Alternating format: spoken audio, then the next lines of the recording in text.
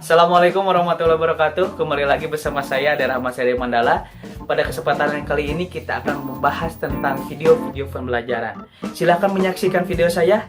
Check it out.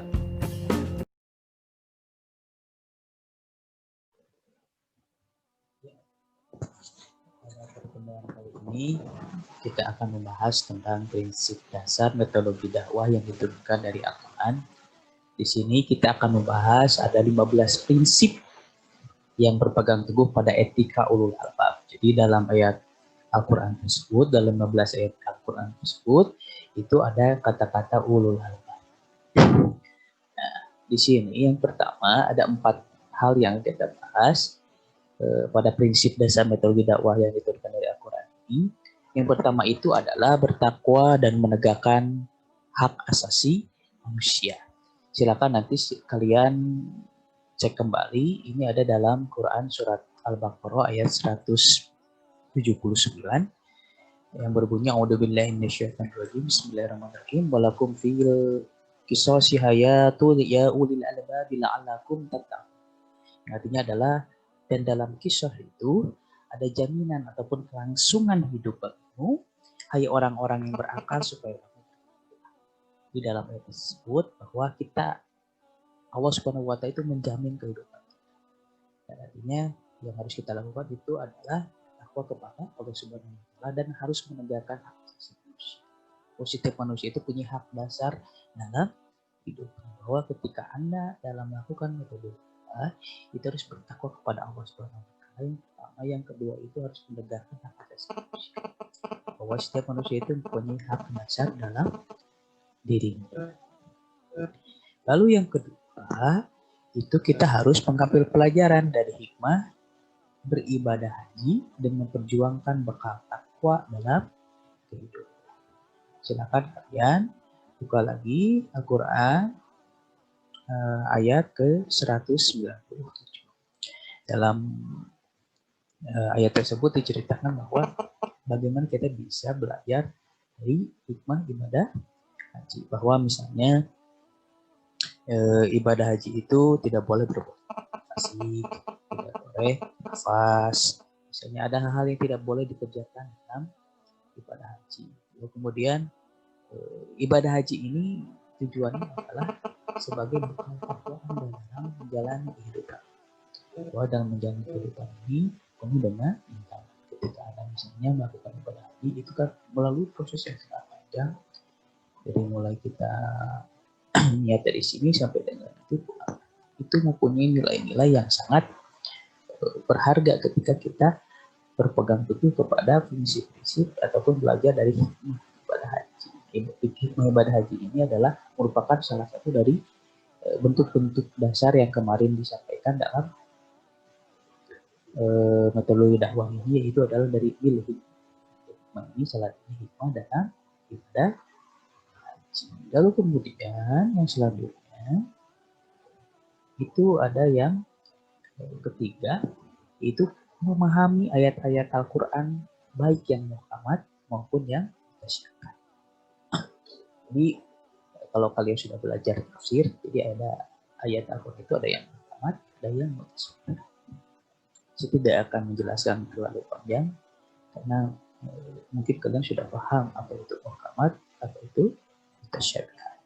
Kalau tidak paham silakan nanti komen di kolom komentar dan silakan saling bertukar pendapat di dalam kolom komentar tersebut. Lalu kemudian yang keempat itu adalah menjadikan ruang angkasa, geografi, meteorologi, dan geofisika sebagai objektif kita. Lalu kemudian apa sih yang menjadi landasan kita dalam objek pikir kita dalam metodologi dakwah? Jadi biasanya objek pikir dalam metode dakwah tidak jauh dari metode ataupun dari dakwah. Padahal metode itu bermacam-macam, misalnya tidak hanya melalui ilmu-ilmu agama Islam, tapi ilmu-ilmu lain, bahkan ilmu-ilmu yang berhubungan dengan ruang angkasa, ilmu-ilmu yang berhubungan dengan geografi, ilmu tentang kebumian, ataupun ilmu tentang meteorologi, ilmu tentang perbintangan, dan geofisika, ilmu tentang bagaimana ilmu fisik. Ini dijadikan sebagai salah satu objek. Ini ada dalam Quran surat Ali Imran ayat 190. silakan kalian cek bahwa Allah itu menjadikan ruang fase itu sebagai salah satu bentuk pelajaran.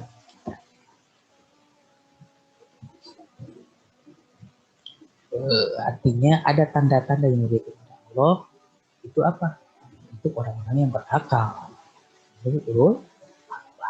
Inna fi khalqis samawati wal ardi wa ikhtilafil laili wan nahari la ayatin liulil.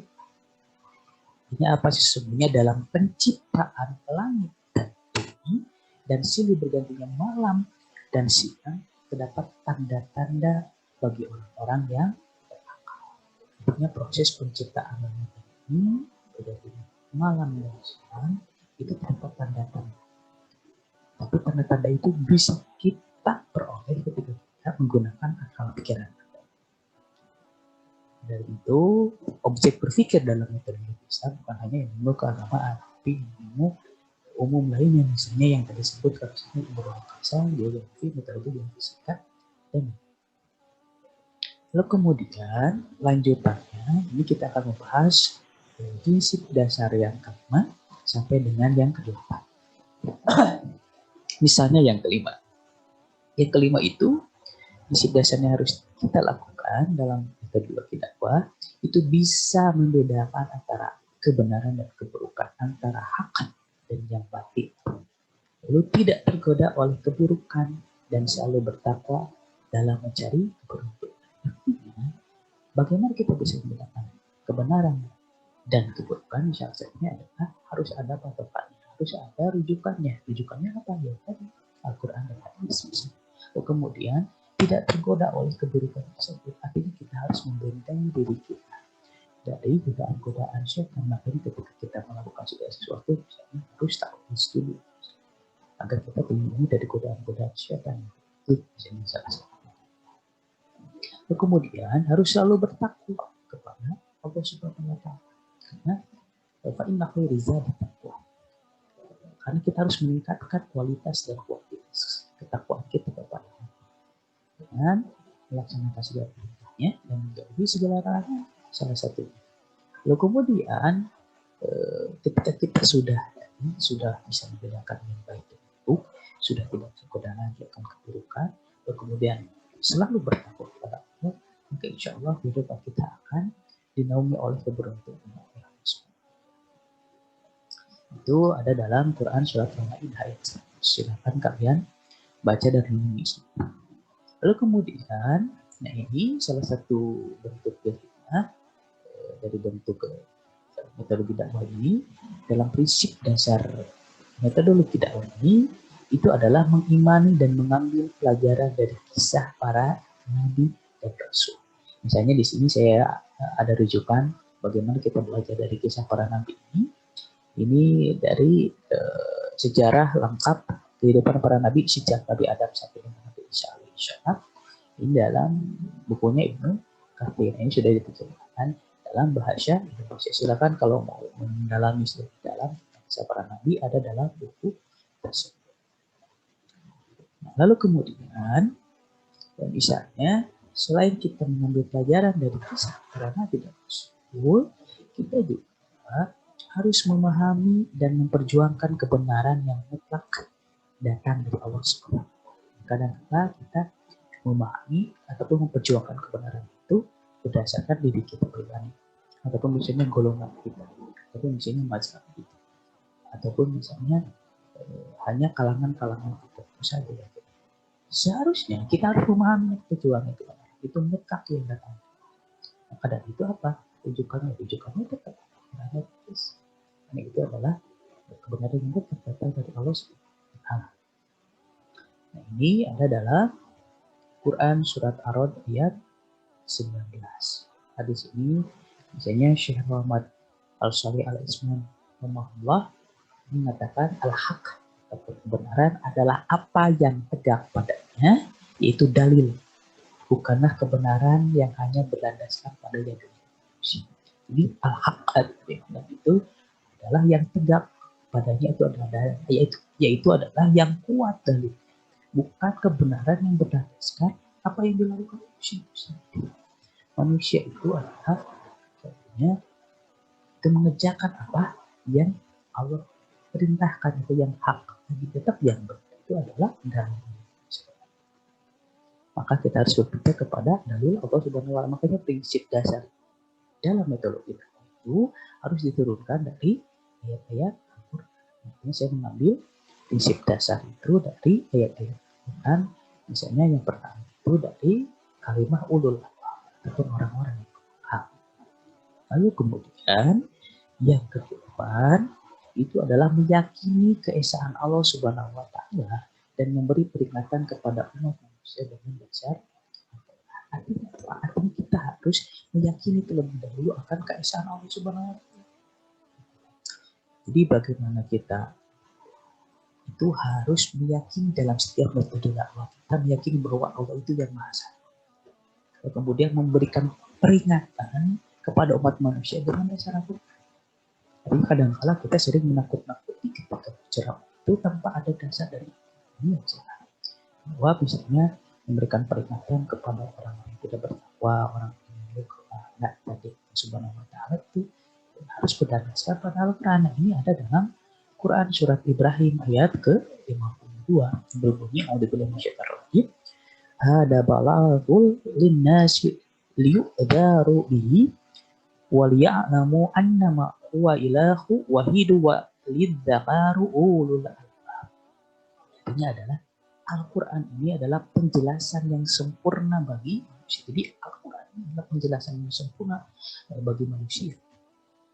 Jadi supaya mereka diberi peringatan dengannya dan supaya mereka mengetahui bahwasanya Dia adalah Tuhan yang Maha Esa, dan agar orang-orang yang berakal mengambil pelajaran. Artinya ada beberapa hal yang bisa kita pelajari dari Quran surat Ibrahim ayat 52. Yang pertama adalah bahwa Al-Quran ini penjelasan yang sempurna bagi manusia. Bahwa yang kedua ini supaya mereka diberikan peringatan dengannya. Dia harus diberikan peringatan. Lalu yang ketiga, supaya mereka mengetahui bahwasannya Dia ataupun Allah Subhanahu wa Ta'ala itu adalah yang esa. Bahwa Allah itu esa, tidak beranak dan tidak beranak. Ini dalam Quran surat Al-Ilah dijelaskan bagaimana keesaan Allah Subhanahu wa Ta'ala. Lalu kemudian yang terakhir adalah agar orang-orang yang berakal itu mengambil pelajaran. Karena kita semua manusia itu diberikan akal oleh Allah Subhanahu wa Ta'ala, maka potensi akal itu kita harus lakukan untuk mengambil pelajaran dari setiap yang diberikan oleh Allah Subhanahu wa Ta'ala. Nah, lalu selanjutnya dari prinsip dasar yang kelima sampai yang ke-15 itu banyak sekali hal yang bisa kita peroleh dari prinsip-prinsip dasar metodologi dakwah. Misalnya yang pertama adalah dari Quran surat Shad ayat 29 yang secara prinsipnya itu adalah mengambil kebaikan dan berkah yang banyak dengan dasar. A'udzubillahi minasyaitonir rajim. Kitabun anzalnahu ilaika mubarakun liyadabbaru ayatihi wal yataqadzaru ulul albab. Artinya kita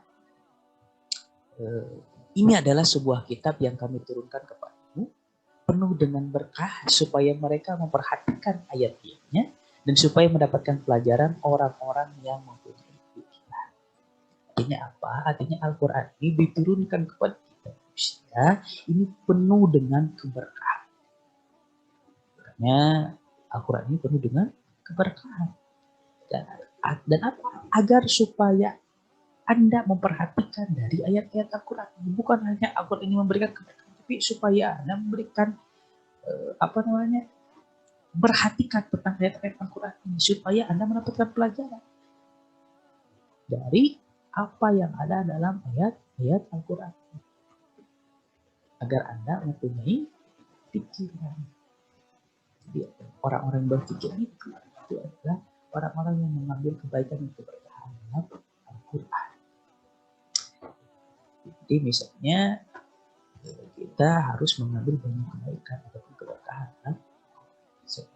Lalu kemudian poin yang ke-10, prinsip dasar dalam metodologi dakwah itu adalah mengambil pelajaran dari kisah Nabi Zakaria dan Nabi Yusuf dengan menggunakan pendekatan hikmah. Artinya misalnya tadi tidak hanya mengambil pelajaran dari kisah-kisah para nabi itu, bukan hanya pendekatannya misalnya pendekatan tekstual berdasarkan Al-Quran, tapi bisa melalui pendekatan sejarah di dalam.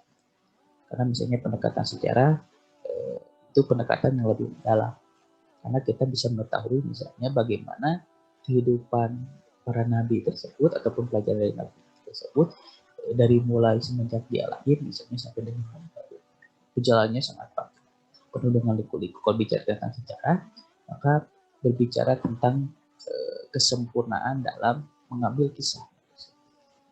Nah, sejarah itu biasanya berkaitan dengan hal-hal sampai dengan hal yang paling penting kalau bicara tentang sejarah. Makanya ada istilah jas merah, jangan pernah sekali lupakan sejarah. Itu menunjukkan bahwa sejarah itu sangat penting dalam kehidupan manusia. Bahwa dengan sejarah kita bisa mempelajari masa yang akan datang dan kita belajar untuk masa yang saat. Itu ada dalam Quran surat Shad ayat 43. Silakan kalian buka sendiri. Lalu kemudian ya, prinsip yang ke-11 itu adalah mensyukuri ilmu dengan sujud. Kadang bentuk syukur kita itu tadi cukup dengan misalnya alhamdulillah saja. Anda harus bersyukur terhadap apa nikmat yang Allah berikan kepada kita. Dengan apa? Misalnya dengan cukup alhamdulillah. Itu tidak apa-apa. Tapi dalam Quran surat Az-Zumar yang 9 dijelaskan misalnya salah satu bentuk mensyukuri ilmu yang kalian peroleh itu adalah dengan sujud. Sujud di sini adalah dengan sholat.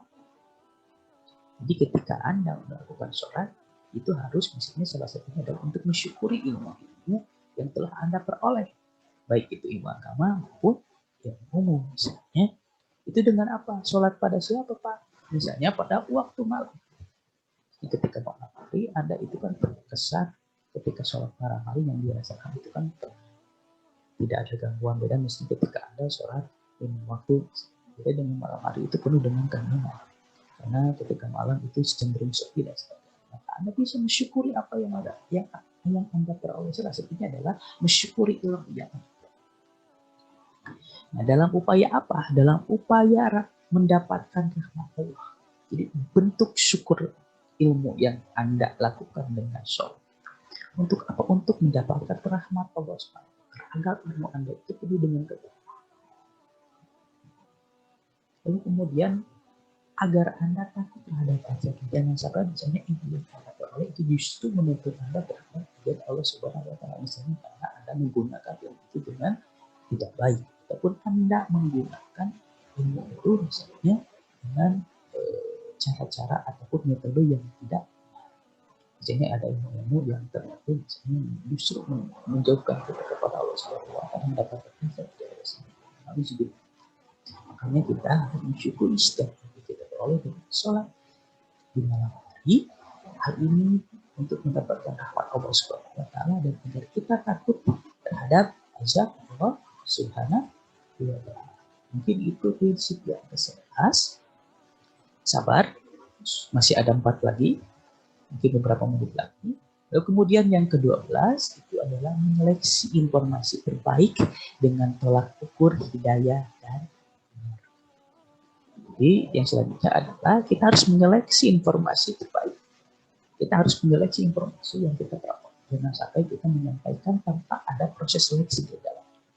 Nah, nantinya yang timbul adalah hoax, yang timbul adalah berita-berita bohong, informasi-informasi yang salah, informasi yang salah. Maka dari itu dalam Quran surat Al-18 ini bahwa prinsip dasar dalam metodologi dakwah itu harus menyeleksi informasi terbaik. Tolak ukur informasi terbaik itu apa? Itu adalah yang pertama hidayah, yang kedua itu adalah nur. Ya, berarti dari Allah Subhanahu wa taala. Yang kedua adalah norma-norma yang berlaku. Lalu yang ketiga, prinsip dasar yang bisa dilakukan metodologi dakwah ini adalah menjadikan flora dan fauna ataupun ilmunya adalah zoologi dan botani itu menjadikan kajian. Kadang-kala kita merupakan dengan kita belajar dari tumbuhan, kita belajar dari hewan, itu kita bisa mendapatkan salah satu pelajaran yang berharga ataupun dijadikan metodologi dalam dakwah. Misalnya bagaimana kita belajar dari nyamuk. Kadang-kala kita selalu meremehkan nyamuk.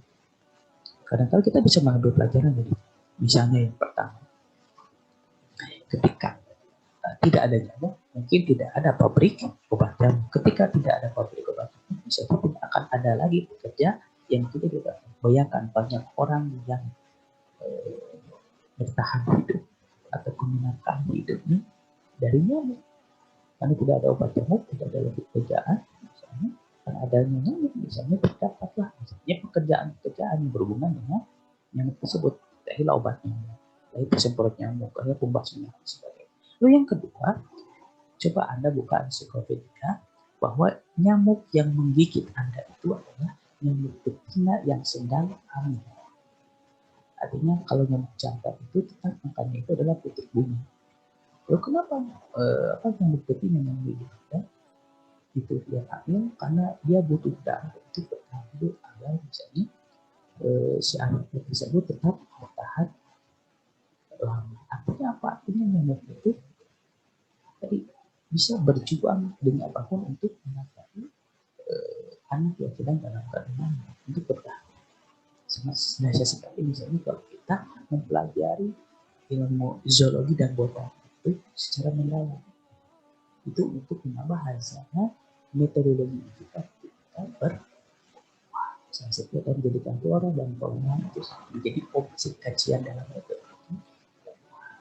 Lalu yang keempat, bahas adalah mengambil pelajaran dari kitab Taurat yang dibawa Nabi Musa.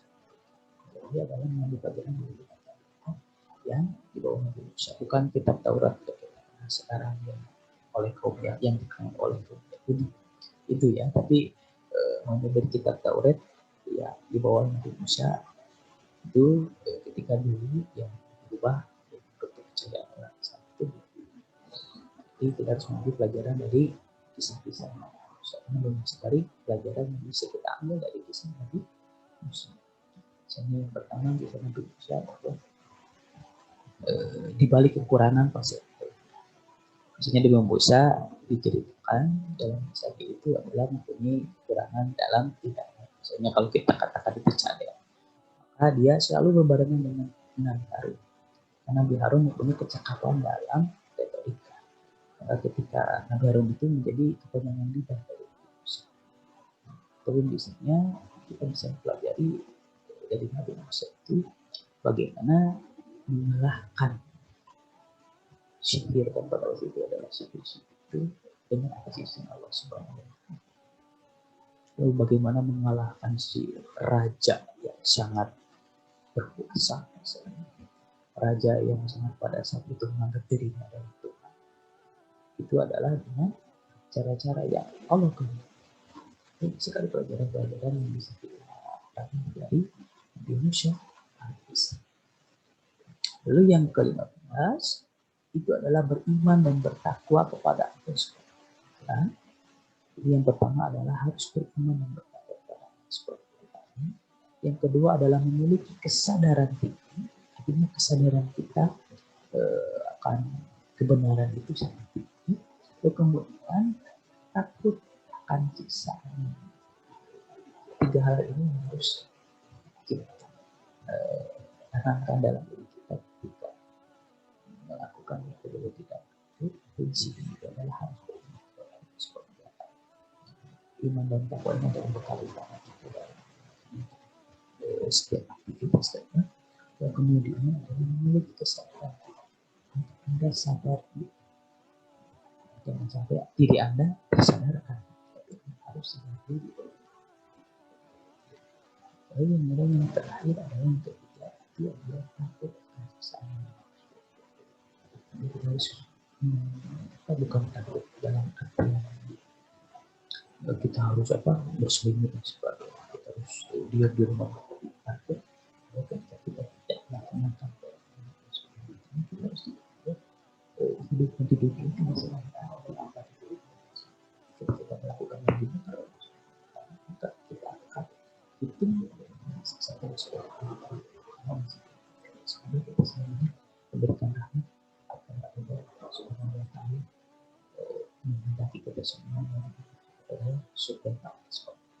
ingin Allah ya angkat. Mungkin itu saja yang bisa saya sampaikan. Burung irian burung cendausi. Cukup sekian dan terima kasih. Akhirul kalam.